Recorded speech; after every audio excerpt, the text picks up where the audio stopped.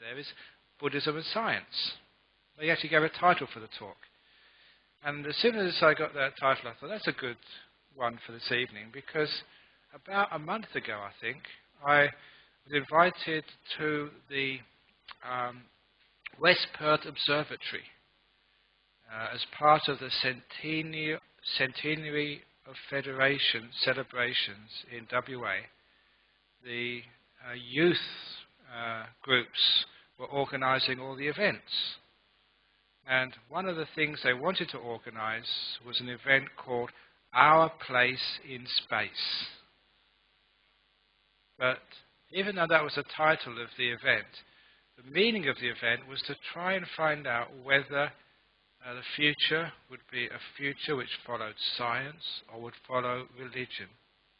To see how those two so-called contradictory approaches to life would pan out into the future.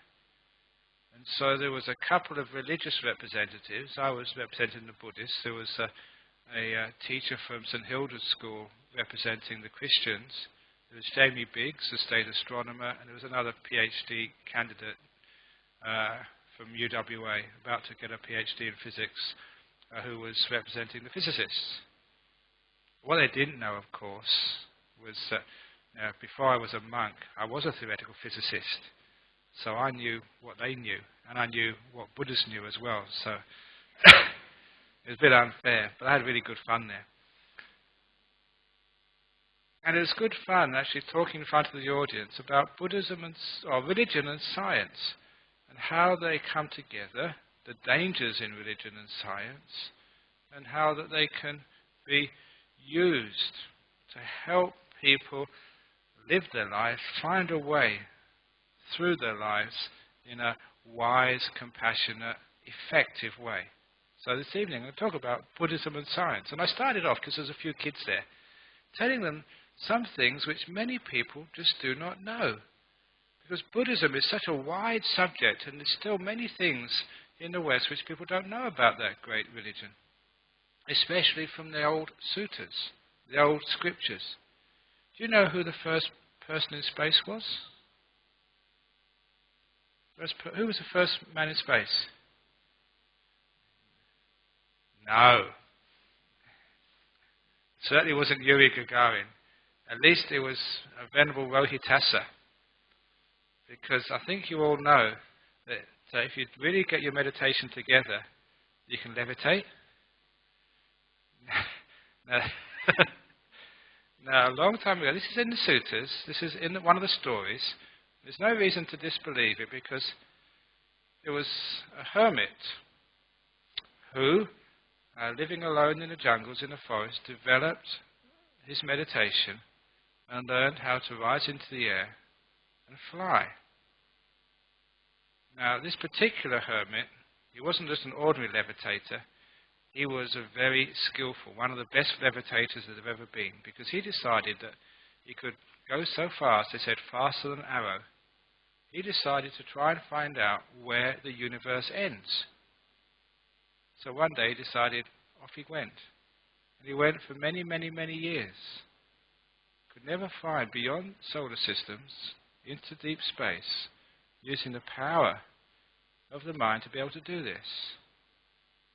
And sometimes people say that's just belief, that's just not real facts. And later on I'll mention a few facts which show that could and probably was real and possible. The thing was, he went, they say, for many, many tens of years and died on the way, never finding an end to the universe. And being reborn in one of the heavenly realms, he went up to the Buddha and actually told his story. In the previous life, as a hermit, he'd been levitating and went forever and ever and ever and died on the journey. First, monkonaut, not cosmonaut, astronaut, hermitnaut, whatever you call it. And died on the journey. And that's where the Buddha actually said to him, you stupid hermit, that's not where you find the end of the universe. The end of the universe can be found within you. Same as the beginning of the universe. He was the astronaut.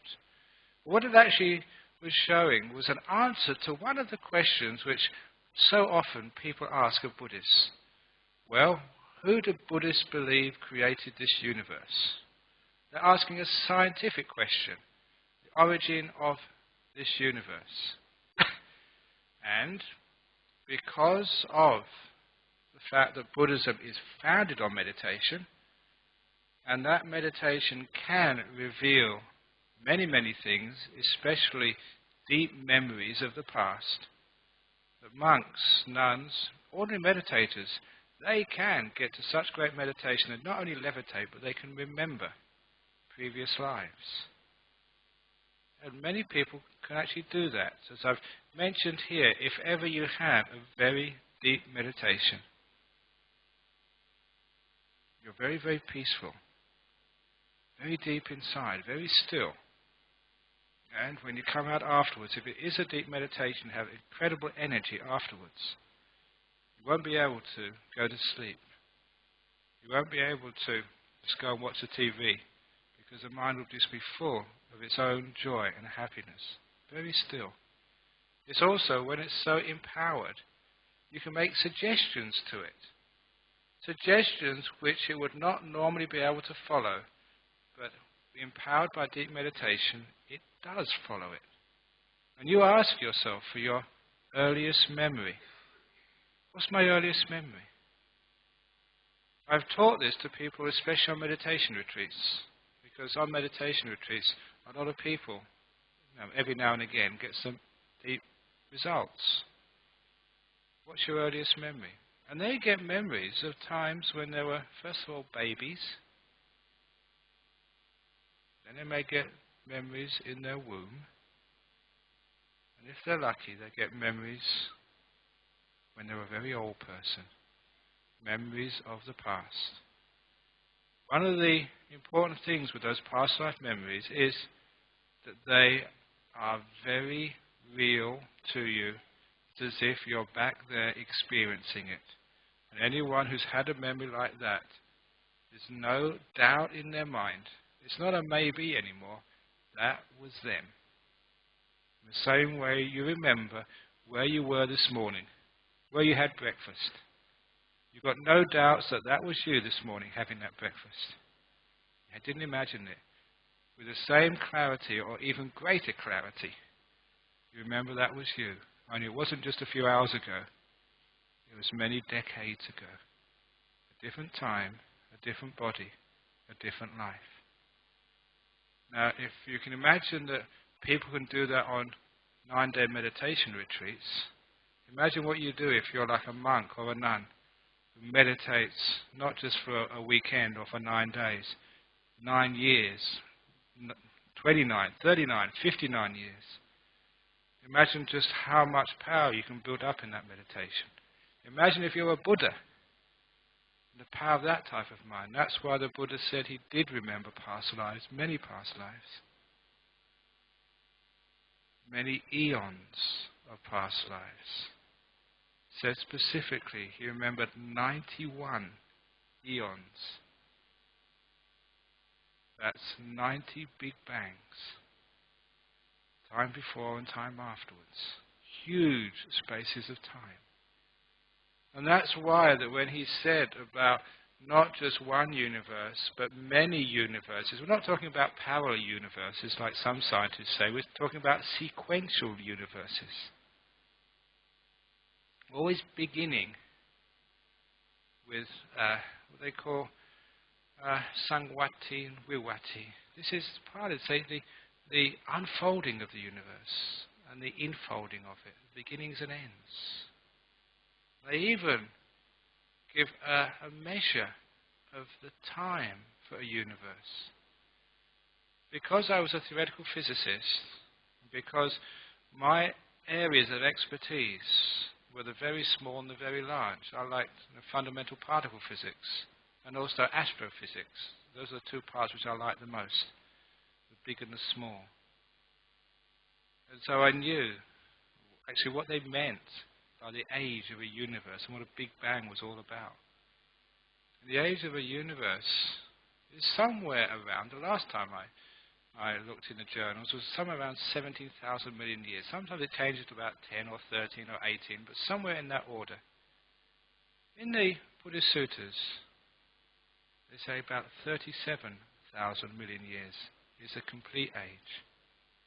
So 17 or 13 or 20. When I told that to Jamie Biggs, the state astronomer, he said, yeah, that's in the ballpark. Jamie Biggs, the state astronomer, he said that's acceptable. What certainly isn't acceptable is the person who was actually convening that was Verity James. And she made a joke about that in 100, 200 years ago, Christianity said it was only about 7,000 years old, which is completely out of the picture. But what we're actually saying there is that there is a cosmology in Buddhism, 25 centuries ago, which you don't have any problem at all with modern physics. Even to the point of what they say as world systems, galaxies. You know the word they use for galaxies is wheels. Wheel systems, they call them. This is Pali. But if any of you have ever seen a galaxy, there's actually two types of galaxies. A spiral galaxy, which is Milky Way is one of those. You've seen a little spiral, like a wheel. And the other one is like the globular clusters, which is more like a wheel with a big hub in the middle. But wheels is a very good way of describing galaxies. And this was by someone 25 centuries ago who did not have telescopes. They didn't need them, they could go there themselves. So there's a lot of interesting stuff in the old sutras. Even for those of you who like weird stuff, sometimes people ask, they actually asked this question at that meeting. Do Buddhists believe in extraterrestrial beings, in aliens? Would that really, suppose there was like an alien landed over here, would that really upset the very foundation of Buddhism? And actually, that when I was reading through these old sutras, 25 centuries, I actually found one in there. It's only a very small, not an alien, but a sutra which said that there are other world systems with other beings on them. With other suns, other planets, and other beings on them. That's directly in the Anguttara Nikaya. I'll find it for you if you're ever interested in that.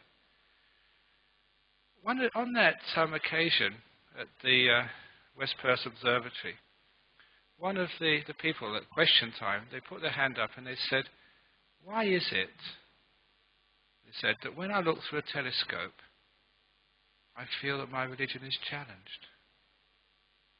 It was a Catholic Christian who was a very honest lady who was saying that she felt scared when she looked through a telescope, because what she was seeing out there as fact sometimes did not meet with what she was told in her books. As a Buddhist, you don't need to be afraid. But I take that question and I turned it back onto the scientists. I say, what if you get on the opposite end of the telescope and have a look at who's looking? You scientists, I think you'd be scared, afraid, if you turned the telescope inwards and looked into yourself and say, who was looking at all of this? Because part of the problem with science is it is all out there.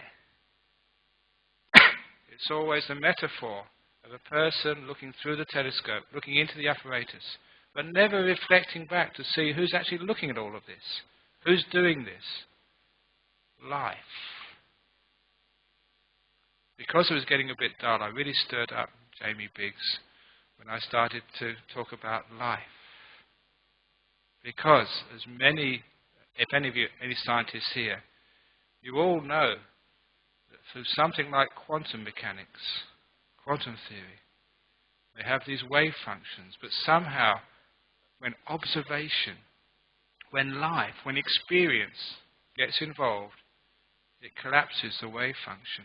It gives it reality. and experience a real thing. And there has to be an observation, a life in there to make it happen. In the same way, I remember reading in one of the journals, I don't know how long ago, there's one of the fundamental laws of physics called the second law of thermodynamics. The entropy always increases. In other words, we get more chaotic. But there was one fellow, I don't know his name, I forgot his name, who won the Nobel Prize for showing that the exception is when there's a closed system and there's life. And that turns around the second law of thermodynamics, and we get organization rather than disorganization because of life. And I was having this lovely argument which really stirred people up because it was getting a bit boring. You know, I like arguments sometimes. It gets people going. With J.B. Biggs, that the universe is a closed system and it's got life in it. That's where there is organization. So life, observation, is what they called in physics when I was at university, the ghost in the machine. The ghost in the machine, which actually messes up all the theories. This is why I was saying that what we take as science in the universities, in the labs, in the hospitals, it often suffers the same which I would criticize religion for: dogmatism. You know what dogmatism is like in religion? When we have a belief, and whether it fits with experience or not, whether it's useful or not, whether it's conducive to people's happiness, harmony, peace in the world or not, we follow it just because, well, that's my belief. Just following beliefs blindly, dogmatically, is just a recipe for violence, for suffering, for everything. One of the beautiful things about Buddhism, which encouraged me to be a Buddhist when I was young, and which keeps me as a Buddhist, was that questioning was always encouraged. And you did not need to believe. Even to the point that in one of the tales from the time of the Buddha was giving a teaching to his chief monk, Venerable Sariputta. And this was one of those stories which is central to the very ideals behind Buddhism. And after giving this teaching, he turned round to his chief monk, this famous, wise, second in charge, basically, and said, Sariputta, do you believe what I said? And Sariputta, without any hesitation, said, no, I don't believe it, because I haven't experienced it yet. And the Buddha said, well done, well done. That is the attitude which I want to encourage in all my disciples. Not just to believe it, but to keep the open mind until you've experienced it. Now that goes against that dogmatism, that fundamentalism, which you don't just see in religions, but you see that in science as well. The eminence of a great scientist, as the old saying goes, their eminence is measured by the length of time they obstruct progress in their field. The more famous they are, the more prominent they are, the more their views and ideas are taken to be gospel truth, the more they stop other people challenging them and putting forth a better truth. The way of Buddhism is if you find a better truth, use it. There was this old story in the time of the Buddha about these two people who went looking for some sort of goods or treasure in a town which had been abandoned. And they found, this is an old story straight from the books, they found some old hemp. And so they decided to make a bundle of that hemp and carry it away because they could sell it when they got back. So they two of them make a big bundle of hemp.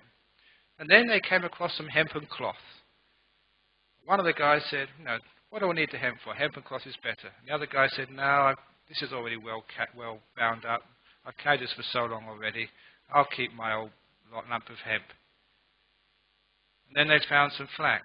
And then they found some cotton. And Then they found some cotton cloth. All the time the guy who was carrying the hemp said, "No, it's already okay for me." Then they found some silver, and then they found some gold. And each time, one of the guys would always change what he had on his head for something better. But the other guy kept his old bundle of hemp. And when they got home, they said the guy who had carried the gold, he said, was very popular with his family. And the guy who carried the hemp did not please either himself, his family, or anybody. It was a simile which the Buddha gave of why don't we change our views, our ideas, when we see something better? You know why we don't do that? Because it's called attachment.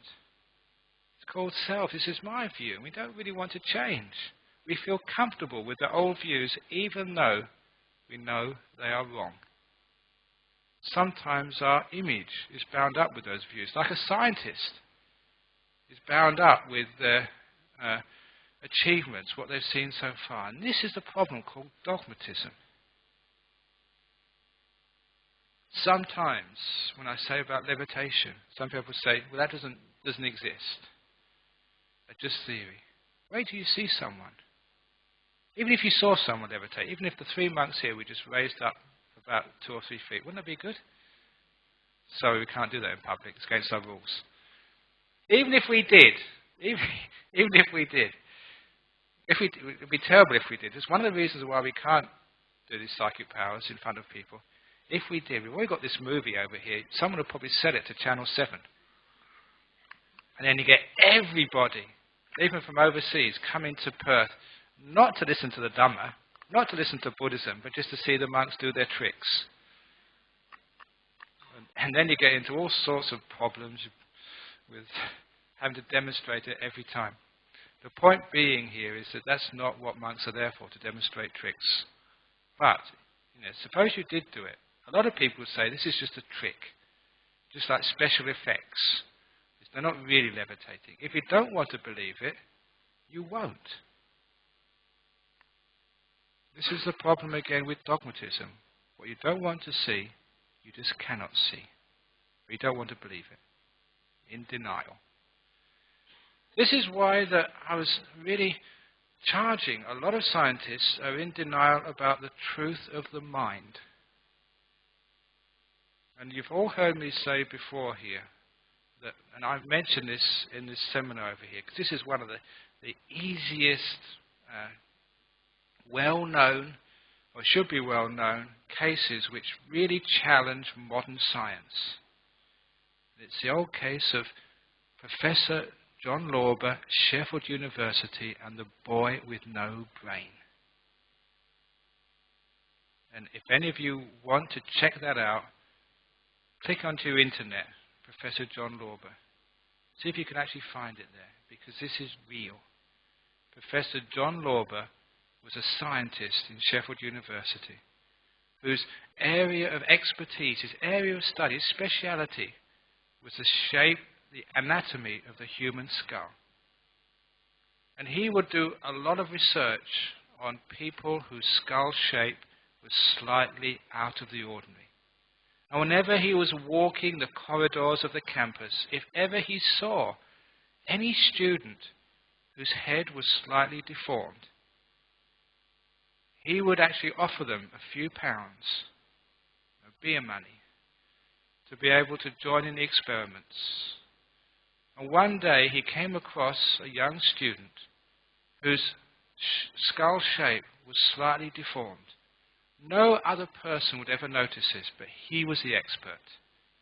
And when he invited this student onto the research program, the first thing he did to the student was to give him a CAT scan, a CT scan of his head. And there he found this boy had no brain. But he was an honours student in mathematics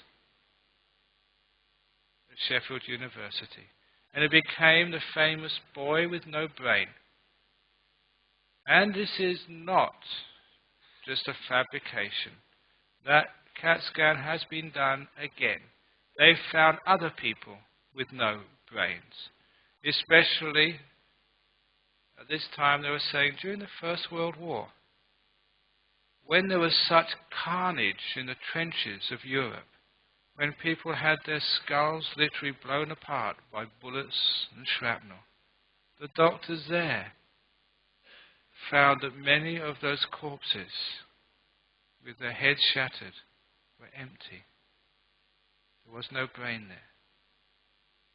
The evidence of those doctors was put aside as being too difficult to understand. But this Professor Lorber, he went forward with his findings and published them, to the great disturbance of the scientific community. You know how many billions of dollars are going into the research on the brain, and how that the chemical imbalances in the brain and the synapses are causing your depressions or your lack of intelligence or your emotional this or your emotional that. And here is one clear piece of evidence to show you don't need a brain to have a mind. For those of you who are more technically minded, a doctor friend in Sydney explained it more accurately to me once. He said he'd seen that CT scan. It's well known in the medical community, he said. He did his training in Prince Alfred Hospital in Sydney. He told me that what that boy had is called a reptilian brain stem. And he explained that usually any baby born with just a reptilian brain stem without the cortex and the other stuff will usually die straight away or just a few days, weeks after birth. It's only just enough, most times not enough, to keep the basic bodily functions of breathing, heart, liver and stuff going. But he said it's certainly not enough to keep the higher brain functions going. It's certainly not enough for speech, not enough for intelligence, certainly not enough for being an honest student in mathematics. And this doctor told me, he said, Ajahn Brahm, you wouldn't believe the problem that is causing in that part of science, because it's shattering so much research, because it is challenging so many drugs, which making them their makers, their producers, billions of dollars in profits, because people can't really understand how it is a person without a brain can be intelligent. He said that they're just putting it in the back of the filing cabinet as an anomaly. But it won't go away. The dogmatism of science says as soon as you start to put in this mind, this ghost in the machine, the scientists get fundamentalist and dogmatic and say, no, that doesn't exist.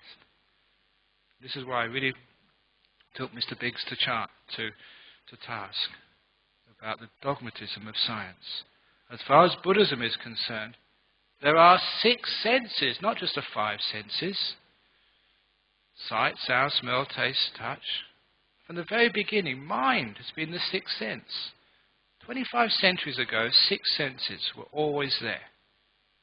And that 6th sense, from 25 centuries ago, this is not just changing things to keep up with science. This was there from the very beginning. That 6th sense, the mind, is independent of the other 5 senses. In particular, that mind is independent of the brain. That's why, if you volunteer for a brain transplant with me, you take my brain, I'll take your brain. I will still be Ajahn Brahm, and you will still be you. Want to try it? If it was possible, it would happen. You will still be you. The reason why is the mind and the brain are 2 different things. The mind can use the brain, but it doesn't have to. Today I was giving a funeral service this afternoon. You all heard of out-of-the-body experiences.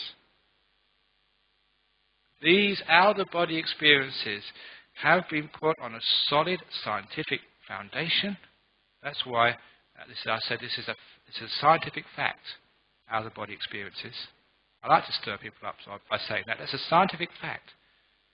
Out-of-the-body experiences exist. Recently I saw a researcher from Southampton University Medical School presented a paper in the US stating that consciousness survives death.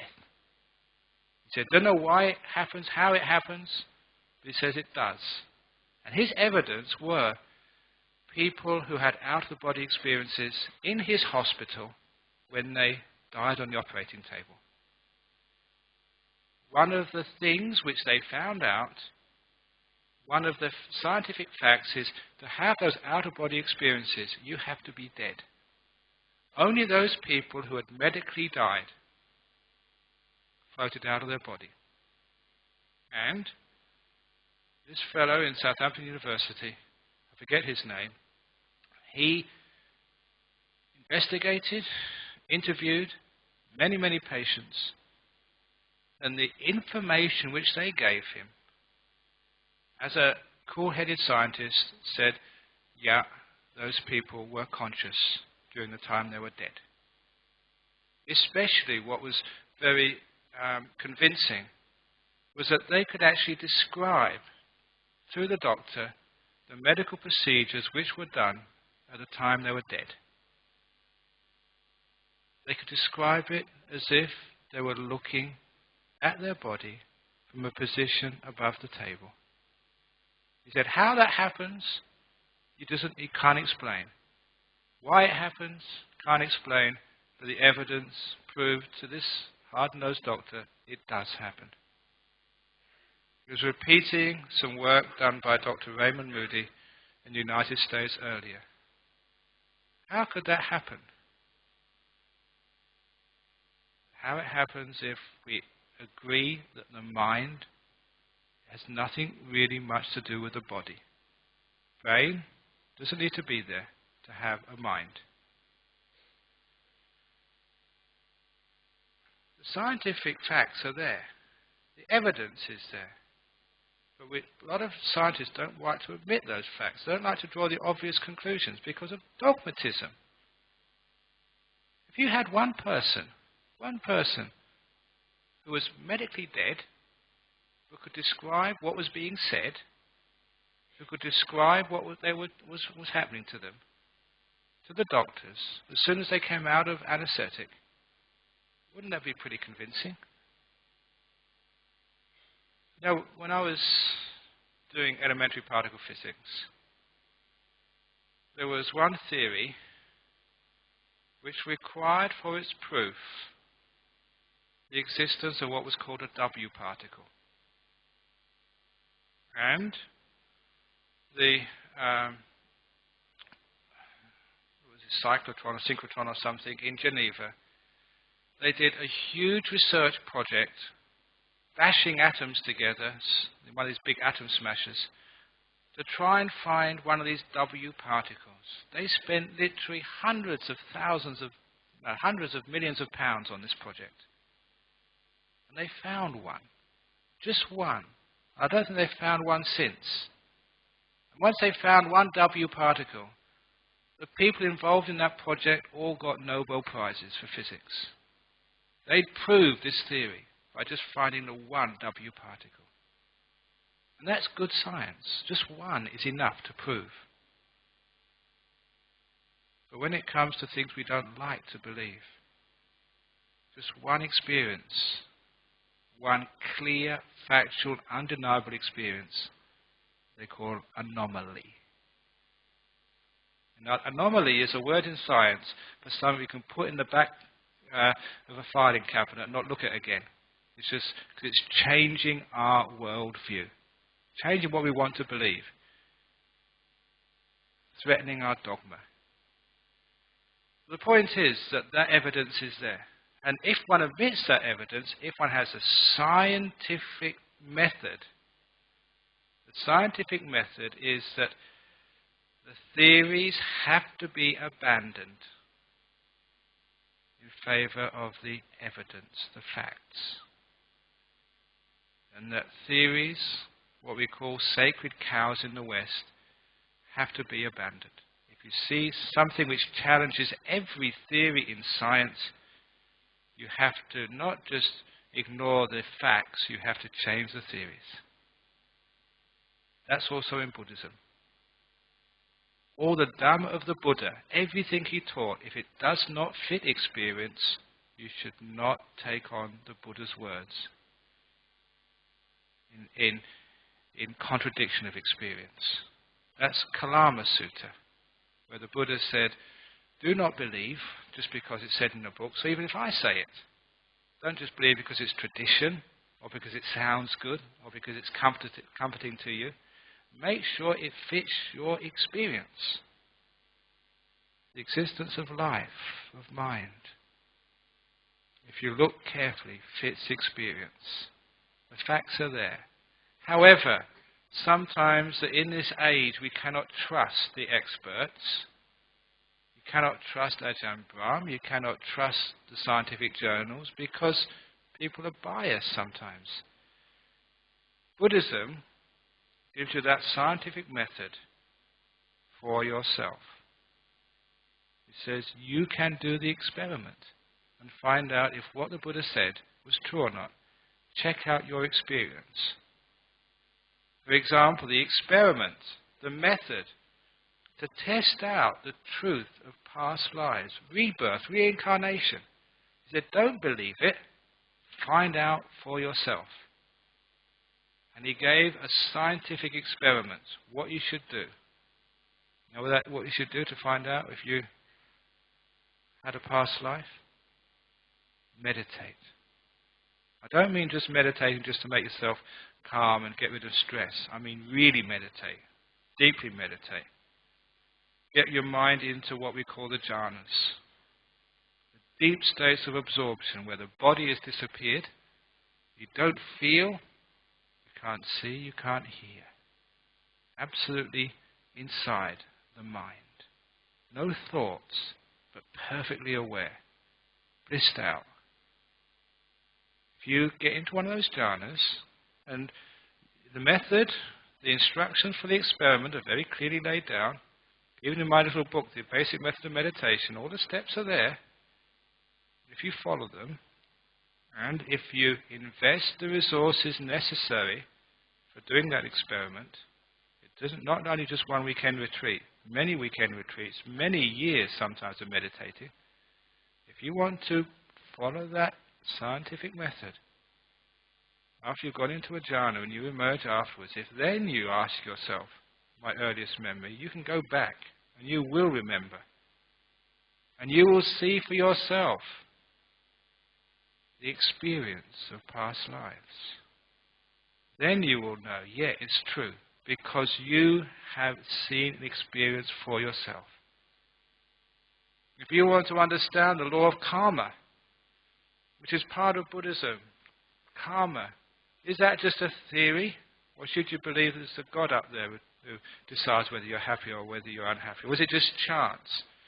Everything which happens to you, your bare happiness or suffering in life, your joy, your pain, disappointments, is that deserved? Have you done that? Or is it someone else's fault? Or is it just chance?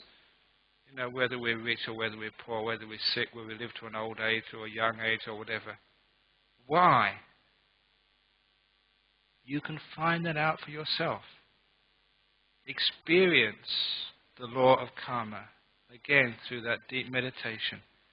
When the Buddha sat under the Bodhi tree at Bodh Gaya, those were the two knowledges, they say, he got before full enlightenment. The experience of the truth of rebirth. The experience of what karma is all about. Not theory, not thinking, not something you discuss around a coffee table, but deep experience. And also the experience of the nature of mind. All the religions in the world start talking about a soul, except Buddhism, a self, an essence of all being, a person, a me. And this is one of the deepest of questions to answer. The ghost in the machine. what is that ghost? Is it a soul? Is it a being? What is it? When the Buddha said there's no one in there, he never meant that to be believed. He meant that to be experienced. He said this is a scientific fact. There's no one inside of you. But, like any scientific fact, it has to be re-experienced, each one for themselves. Pachatang veditabo vinyuhi. Many of you chanted that in the puja just before I came in. Basic, fundamental, scientific Buddhism to be experienced each person for themselves. You keep an open mind. You don't believe there's no self. You don't believe there is a self. Both are dogmatism. What you take that open mind and you do the experiment. The experiment of Sila Samadhi Panya. Virtue, meditation, insight. Basic Buddhism. Do the fundamental experiment which the Buddha did under the Bodhi tree. Repeat it and see if you get the same results.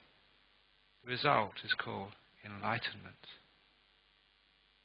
Many men and women have repeated that experiment over the centuries. That's where we get the enlightened arahats from. They're ones who've done the experiment and found the result.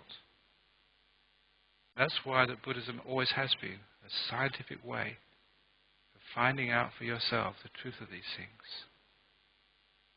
On the way to enlightenment, which might feel a long way for you, there's also the scientific way of finding out what most people are interested in. Happiness. What is happiness? A little party trick for you. A little trick which is very wonderful to demonstrate to people the existence of the mind. We had some students from the Islamic school came to my monastery on Thursday.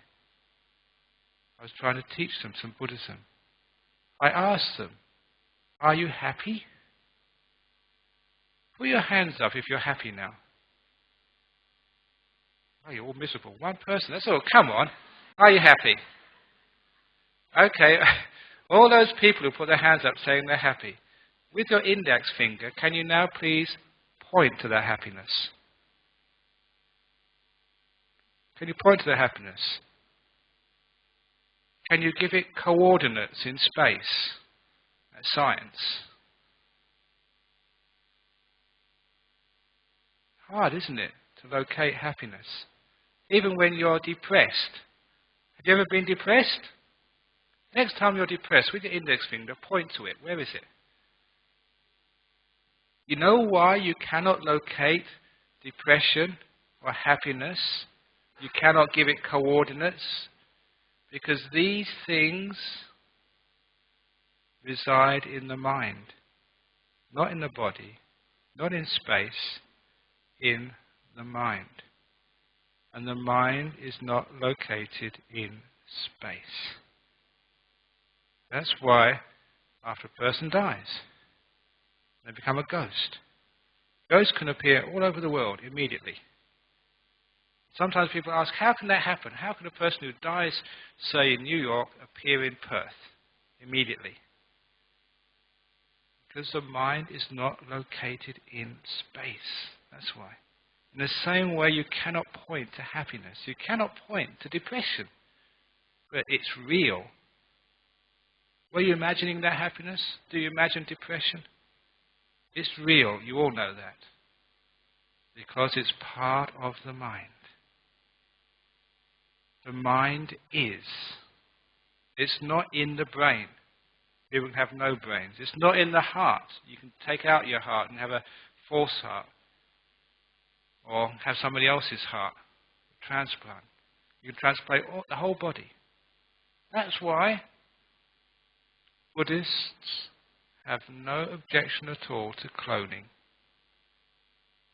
If you want to clone me, you can go for it. But don't think that if you clone Ajahn Brahm, that you'll be able to have an Ajahn Brahm who goes to Singapore this evening, and another one who stays here for next Friday night's talk, and one who can stay in the monastery, and one who can go to Sydney, and one to Melbourne.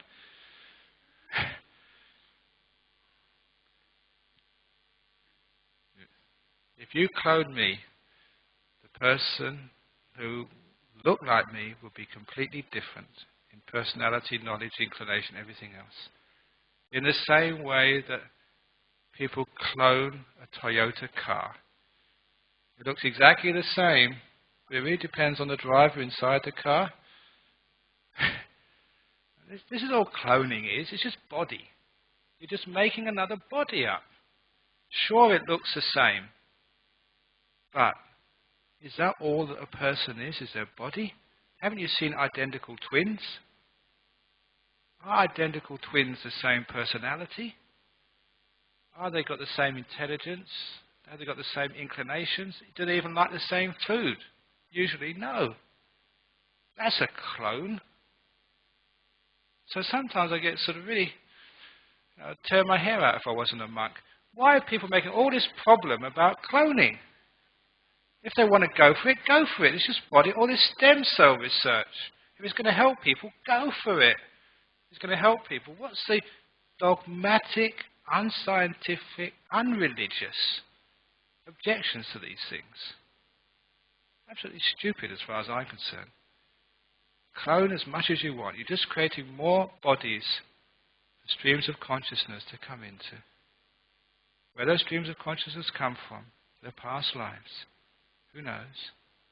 You'll never get the person you expect. If you've got Einstein's brain, apparently there's a movie about that or something, if you get part of his DNA and you clone a new Einstein, he will look the same, but he won't be half as clever, I guarantee. Stem cell research, that's not a being there.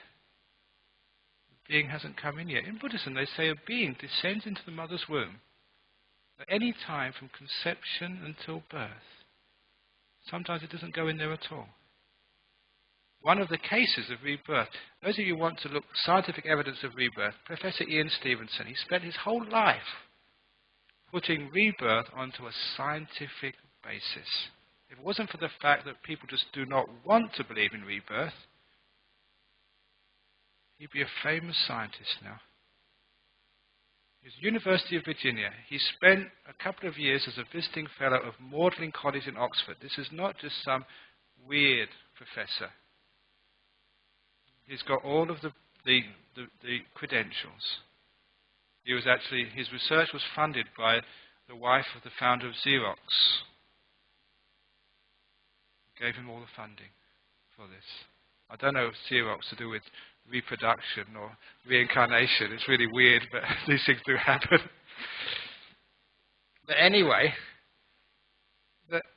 he found one case, very clear case of a person who remembered their past lives with no way of gaining that information from any other source except that that person was him in a previous life. Only that person died, his previous life died, only a few weeks before he was born. They wondered, all those other months that fetus was in the womb, who was it? As far as Buddhism is concerned, the mother can keep that fetus going, her sort of stream of consciousness. But when another stream of consciousness enters, then it becomes the new person. And that was one case where that stream of consciousness entered the mother's womb when the fetus was pretty well developed. That can happen. That's part of Buddhism 25 centuries ago. Stream of consciousness doesn't enter the mother's womb, stillborn child. Heaps of evidence about that. That's why that when a Buddhist looks through a telescope, they're not scared. They're not scared of science. Because science is an essential part of Buddhism. If science can disprove rebirth, then Buddhists should give up the idea of rebirth. If science disproves non-self and shows there is a self, then all Buddhists should abandon non-self. If science proves there's no such thing as karma, but there's a big God up in the sky, then all Buddhists should believe that. If it's provable. Buddhism has no sacred cows. However, I encourage you to do those experiments. I bet you will find out there is no one in there. You will find out karma. You will find out you've been here before, not your first life. And if you don't behave yourselves, you'll have another life to come yet. If you think you're finished with school and with nappies, do you really want to go through that again? So, be careful. So, science and Buddhism.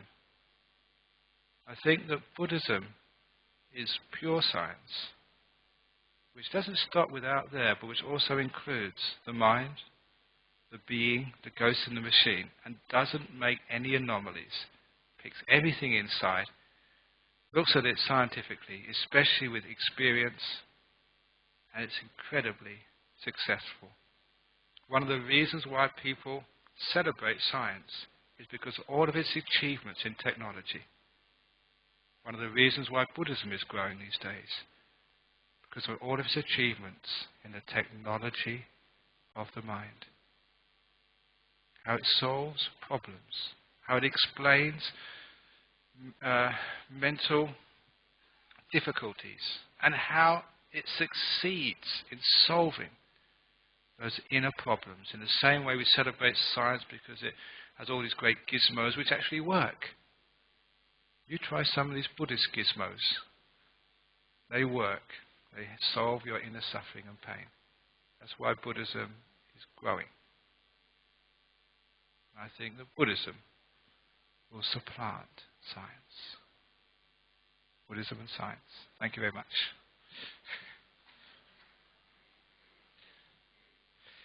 Okay, any questions, comments or complaints? Any scientists here? Yeah, go on. Yep. Mm-hmm.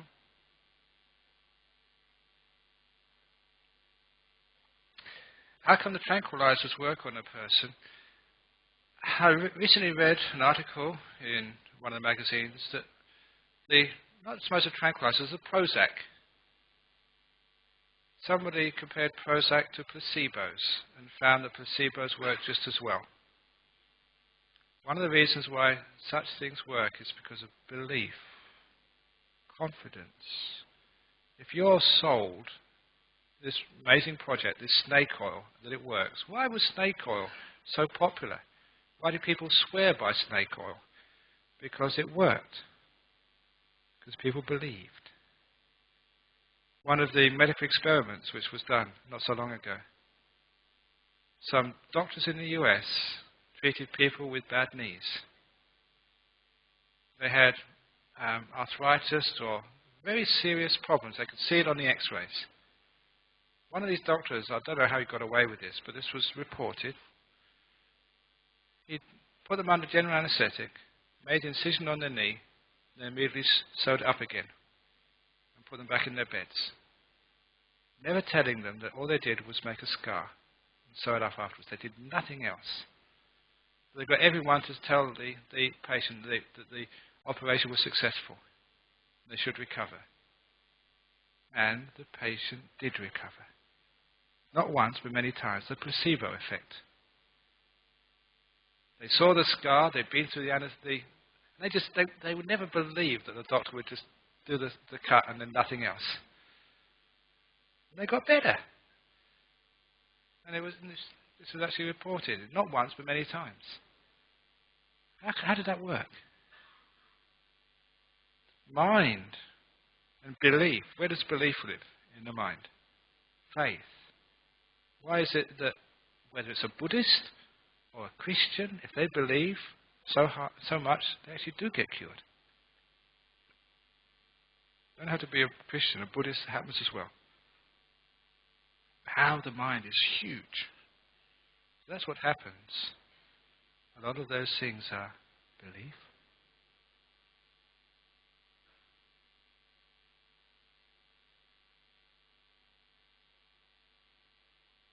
Okay, I think that's enough for this evening. So I know there's a few scientists and psychiatrists and psychologists in here. You can come and have a go at me afterwards, but thank you. Thank you for listening to this. Again, what I said, don't believe it. Just please experiment and investigate this for yourself. So if you don't take those antidepressants and you get even worse, please do not sue the Buddhist Society.